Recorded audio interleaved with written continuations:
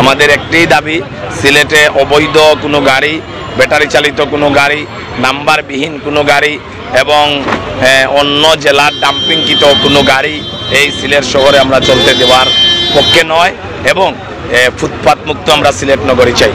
আমরা আগেও বলেছি, প্রশাসনের নেতৃবৃন্দের সাথে ঊর্ধ্বতন কর্মকর্তাদের সাথে আমরা কথা বলেছি। আমাদের একটাই দাবি যে সিলেট নগরী আমরা যানজট মুক্ত দেখতে চাই, একটি সুশৃঙ্খল সিলেট দেখতে চাই, সুশৃঙ্খল একটি সমাজ ব্যবস্থা দেখতে চাই। সেই ক্ষেত্রে অবৈধ গাড়ি যারা রয়েছে তাদের বিরুদ্ধে ব্যবস্থা নেওয়ার জন্য আপনারা জেনে আনন্দিত হবেন।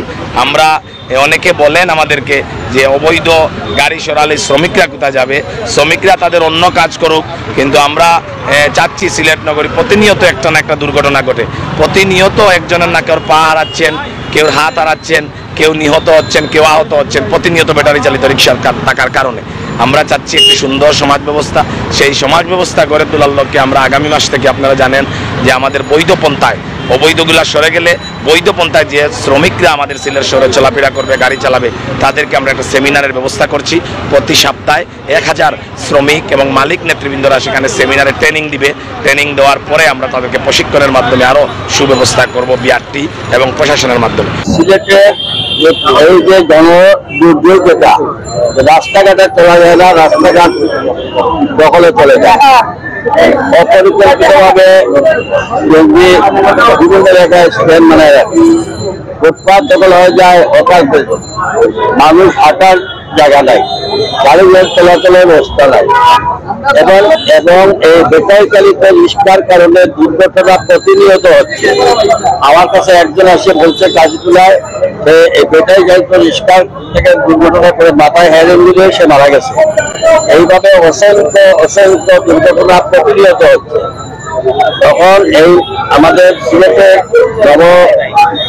আমাদের নতুন পুলিশ কমিশনার আসার পরে তিনি সহযোগিতা বলেছেন যে এই সিলেটে নগরবাসীর আশা আকাঙ্ক্ষা প্রতিফলনের জন্য অবৈধ কোনো রিক্সা, অবৈধ কোনো টেম্পু, অবৈধ কোনো যানবাহন, সে প্রাইভেট সেক্টরে হোক আর সরকারি, কোনোভাবেই এটা সিলেট শহরে চলতে দেওয়া হবে না।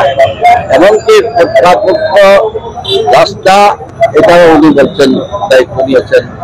এবং আমরা দেখলাম জেলা প্রশাসক প্রতিদিন এই ব্যাপারে তারা বিভিন্নভাবে পদক্ষেপ, সামাজিক যোগাযোগ ব্যবস্থা থেকে শুরু করে সব ক্ষেত্রে তারা বারবার সামাজিক যোগাযোগ ব্যবস্থা থেকে শুরু করে সব বিষয়ে তারা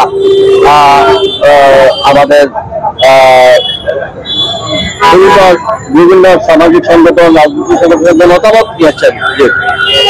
আমরা তাদের এই ভালো কাজের জন্য, তারা আমাদের নগরের এই পরিষ্কার পরিচ্ছন্নতার জন্য, আমরা নগরবাসী, আমরা সাধারণ মানুষ, দল মত নির্বিশেষে সকলের আজকে আমরা পুলিশের এই অভিযান এবং জেলা প্রশাসনের এই জন্য অভিযানে তাদের ভালো কাজে আমরা সর্বাত্মক সমর্থন দিচ্ছি।